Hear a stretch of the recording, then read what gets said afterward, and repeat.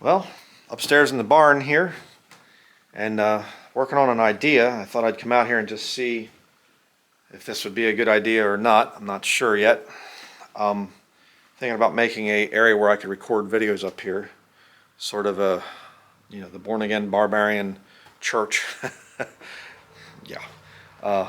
Just I'm joking about that. Of course, we're all part of the church, the one body of Jesus Christ.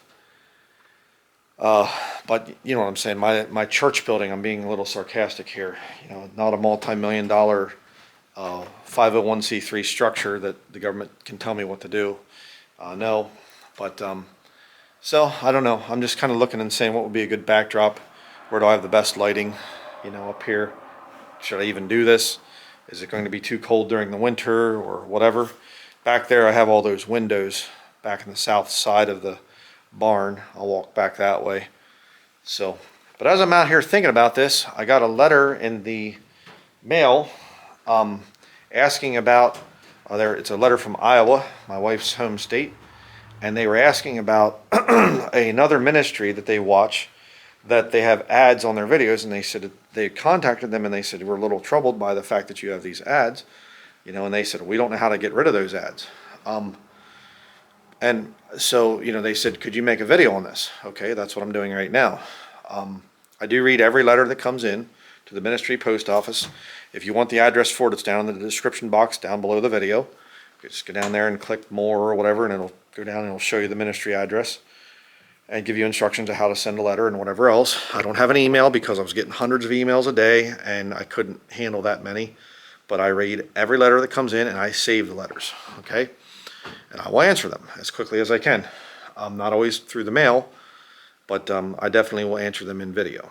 Okay, so if you have some kind of a thing or whatever else, a problem with what I teach or preach, well then send me a letter and I'll get back to you.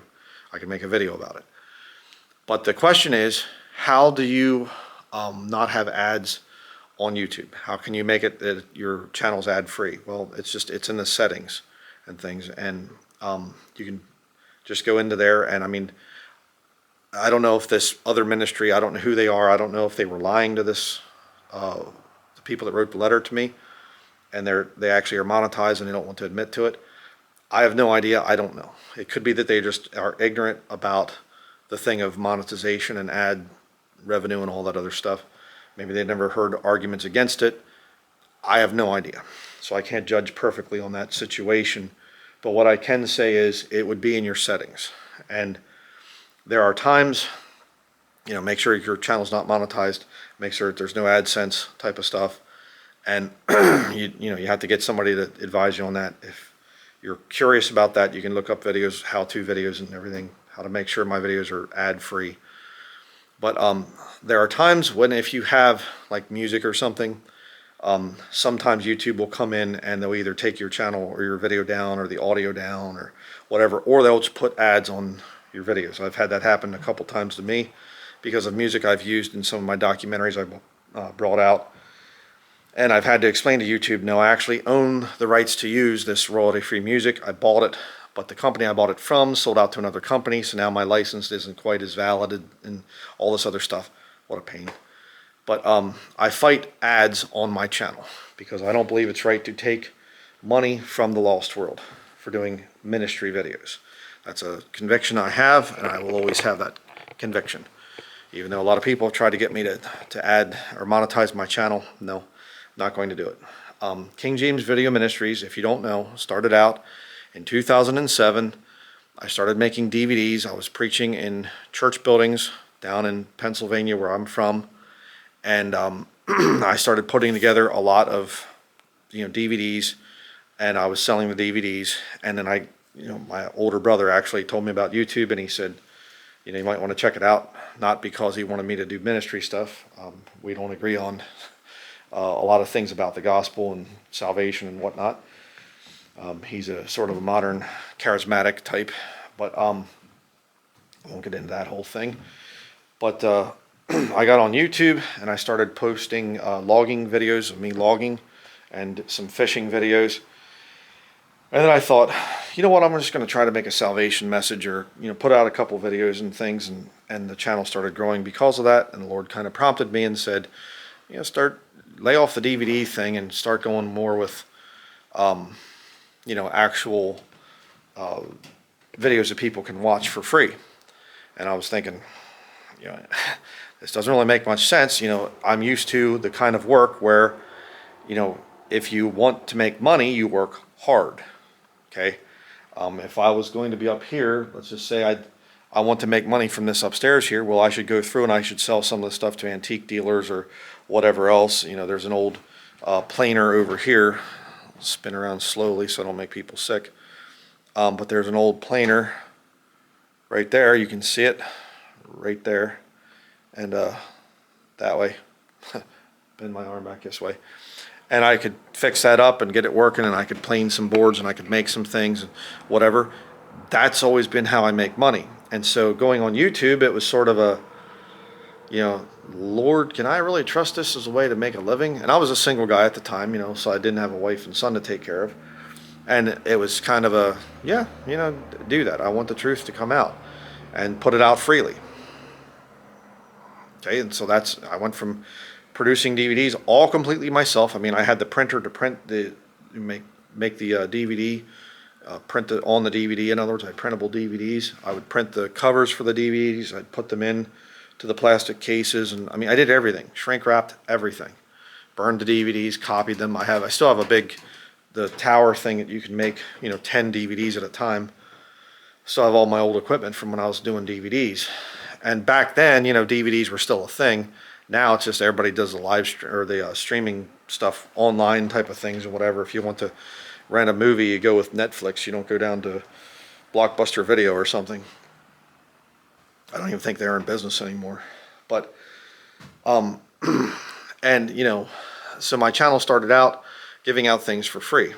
And some brethren from Australia, they said, we'd like you to have a PayPal link on your website so we can donate to you. And I said, no, I don't do this for donations. And the guy said, well, then you're not going to make it.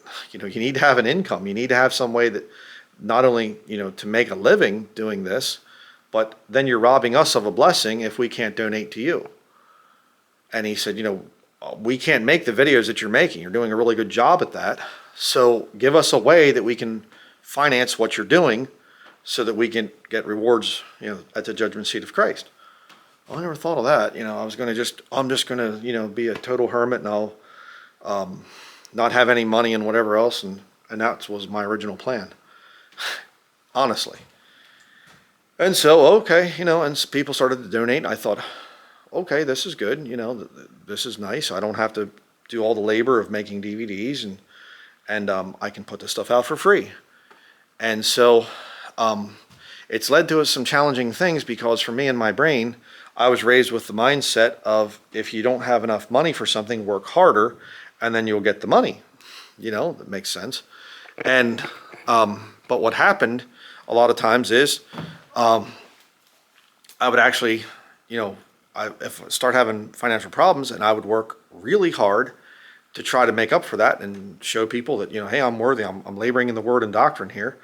And I'd do 5 or 6 sermons in a day or something, and be on the computer and just, losing sleep and, staying up till early in the morning trying to get things to edit and render render, but have the computer on all night, rendering my video, and I get up in the morning and uploading it to YouTube, and I'd work so hard sometimes, like, nobody would donate for, a week or something, and I'd be going, and it messes with my head, and I don't, it's a fault of mine, okay? It's not people's fault, it's my fault, because I have to realize that the Lord has to have time to work in the hearts of his children, that they'll look and they'll say, hey, we want to support Brother Brian. I saw that sermon, I've been thinking about it for a few days. You know what?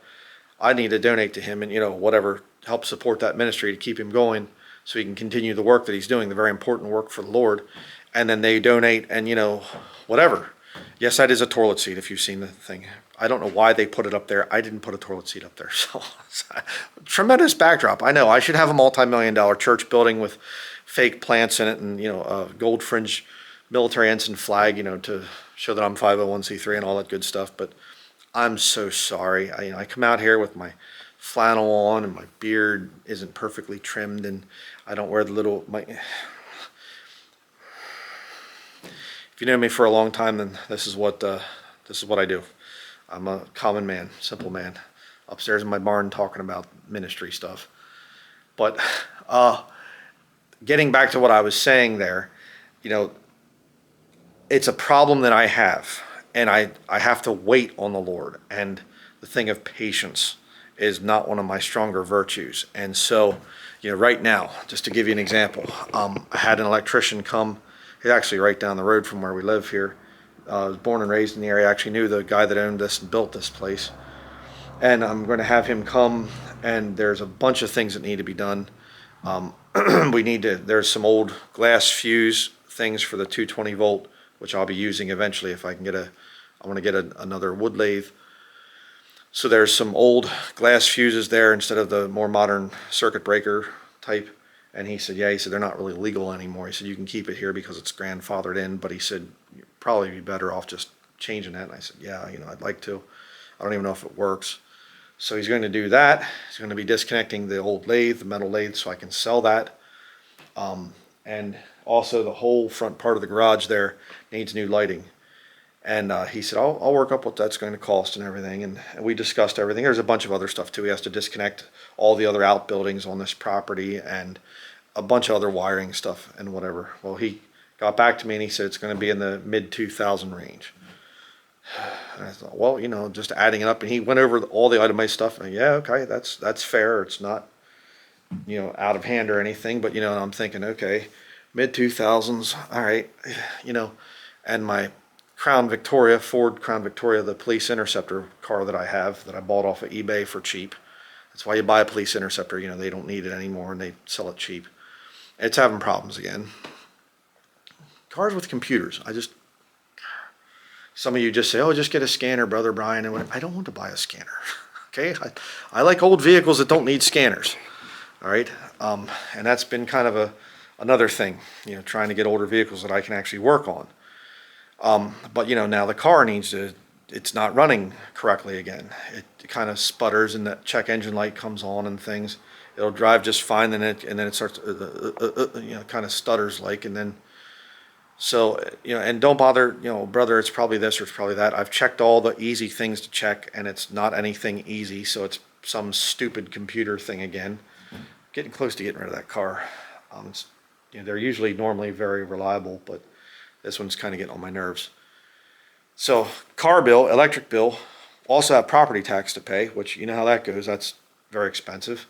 And there's a couple other things, and then it's my wife's birthday this month. And so we were talking about it, and I said, I was planning on getting her something for her birthday, and I said, I might have to wait for a little while. And she said, I don't care. She's a good wife. So, but, in my mind, I think to myself, okay, just go out and work harder. Just go and put out more stuff, put out more information, do this, and then that way the donations will come in better. And it doesn't work that way. All right. And, we're doing good. We're doing fine.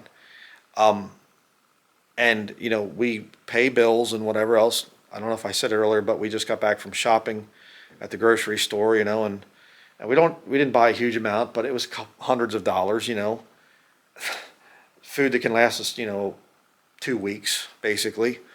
And the cost of groceries, the cost of living, you know what I'm saying. And so that temptation, of monetizing a channel, I understand why people do it. I really do.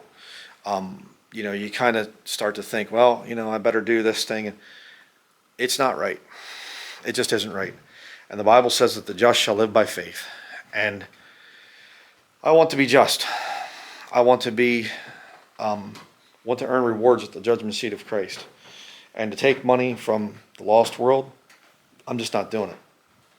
And I will have that conviction until the day of my death. If I can't earn an honest living, then I'm going to do it some other way.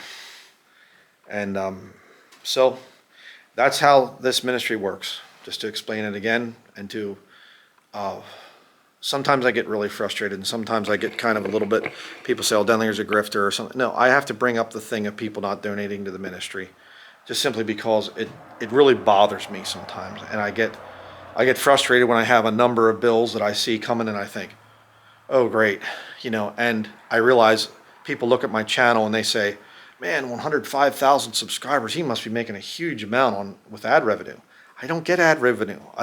My channel is not monetized. And, oh, he just bought this nice house and whatever. Yeah, it just took me till I was 50. And, this house is way under the median home price in America. I mean, this was a cheap place. The house itself is 1,300 square feet. It's not a very big place. The barn's beautiful, definitely, really nice. I'm very blessed with this barn and all the neat stuff in it. But believe me, I'm not a wealthy man. I mean, eternally, yeah, the Lord's done some great things through the ministry, and I'm very thankful for that. But I feel a need to explain these things because I feel if people are donating to the ministry, then it makes me that much more accountable. And I'm going to answer to God for how I spend my money and how I spend my time. And again, just a little ministry update, just to let people know how things are going right now. I have a 3-part study and then 3 other studies that all the notes are written up for. And we have to try to get our firewood from our property that we did earlier this year, the end of winter, early spring, we were doing firewood. And so I have to get that firewood here so I can burn it here to, in our home that we have. We have a wood cook stove actually. So I have to get that wood up here. So I was going to go down there, get the wood, and then go down to the office and record the sermon there. And we got down there and I thought, oh, I forgot the papers I had my sermon notes, but I forgot some printed papers that I have to prove my arguments in my sermon. Oh, nuts, and so I messed that up again. Previously, I'd forgotten my camera, so I can be a little forgetful. So I'm starting to kind of think to myself, is there some place up in here that I could, kind of clean up some things and rearrange some things and maybe make a neat-looking studio or something? So if I didn't say that before, I might have said that before. But that's what I'm thinking about. So, but I feel a need to explain at least something. I don't show the outside of this place because of privacy. I don't want to show our private home or where our living space and whatever. There are some things that are privacy issues for me. But I try to be as honest and open about things as possible. And again, I have to say this, 105,000 subscribers that we have right now, over 105,000. If you're thinking that means I make a lot of money, you're wrong.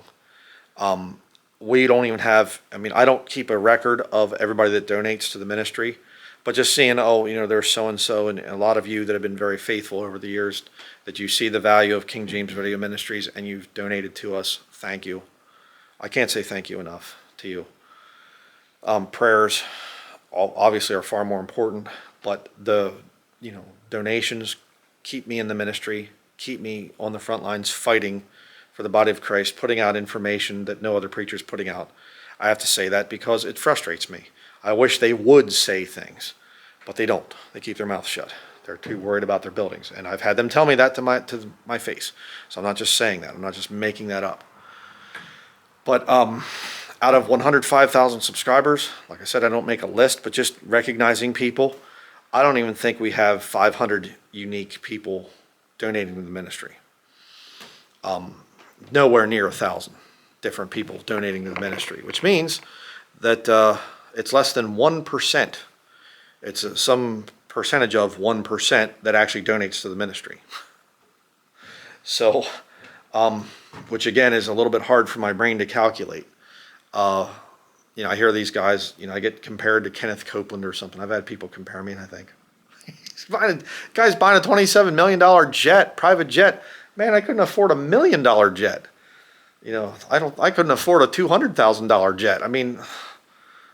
Where in the world do people come up with these accusations, And, oh, Brother Brian, he's making lots of money. No, I'm not. So, but it all goes down to one thing, and that is the Lord will take care of us. The Lord will provide for us. And for those out there that donate to the ministry, you will have a share in the lives that have been changed by King James Video Ministries. You'll be rewarded someday for that. And and if you haven't, well, then you won't be. It's just that simple. So, undecided. I don't know what to do. We've been slowly going through the downstairs. I don't even know if we've touched anything up here yet in terms of getting rid of stuff or whatever else, but I mean, I'm thankful. I am. There's a lot of treasures here, but there's a lot of stuff that just, I mean, I know it's a lot of people are probably coveting that toilet seat up there, probably thinking, man, Denlinger Shore is wealthy. I mean, look at that. I mean, come on, Can you imagine Kenneth Copeland? He's jealous of me right now. Look at, he doesn't have a toilet seat in the upstairs at his place. I guarantee you, hanging on the wall like that. That means you're loaded right there. Yeah. So, what can I say? Some people you just can't convince of anything. But, and I've asked this before, I could ask it again, but I've asked it before and I had to get a lot of mixed answers on it.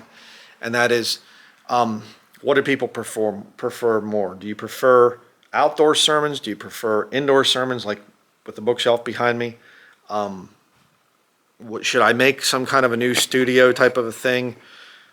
Should I go really far and make a scroll saw cutout thing, born again barbarian? So I don't know. I have different ideas, different thoughts.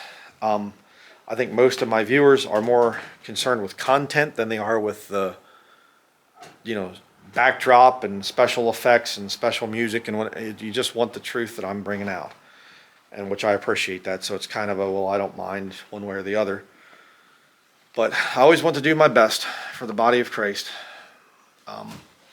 So if there's another ministry and their channel's monetized, like what the letter said, I don't really know how that can just happen and they're going, well, we don't know what's going on. Well, I'll give them the benefit of the doubt and say, okay, they don't know what's going on. Well, then get into your settings and make sure monetization is turned off. Make sure you contact YouTube. We don't want ads on our videos. We're a Christian channel. We're not for that. That's my advice. Okay? But again, in closing, I will say thank you once more to everybody that has donated to this ministry. Thank you very much. We really do appreciate it.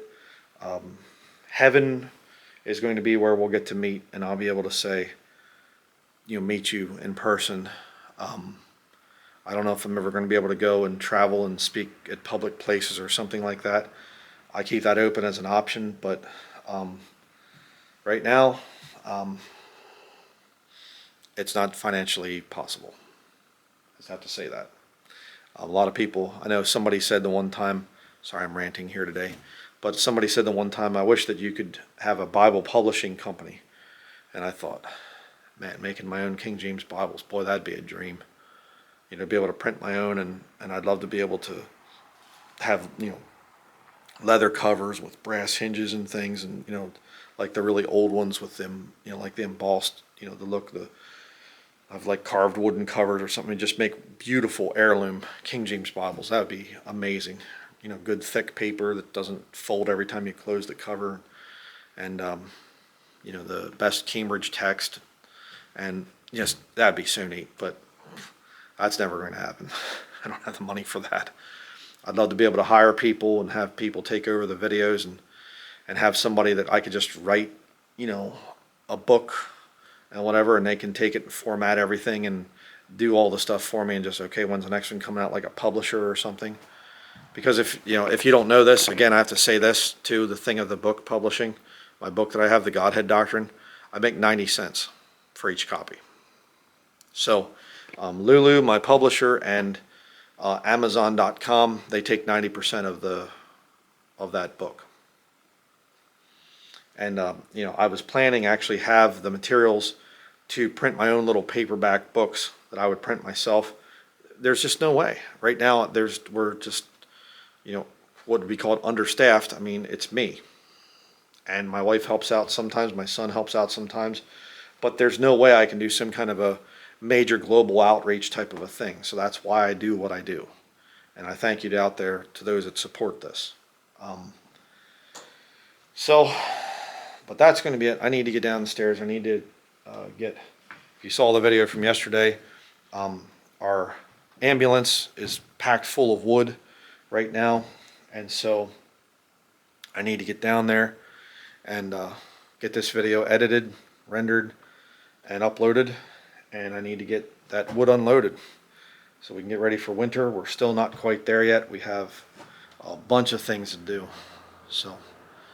But I'll continue to try to do my best, and I'm going to be as honest as I can about our situation and whatever. But like I said, I apologize if I've come out sometimes kind of as a, getting irritated with people not giving. It's because I'm being impatient and not waiting on the Lord's timing. It's a fault that I have. But that'll be it. Thank you very much for your support, and thank you for watching.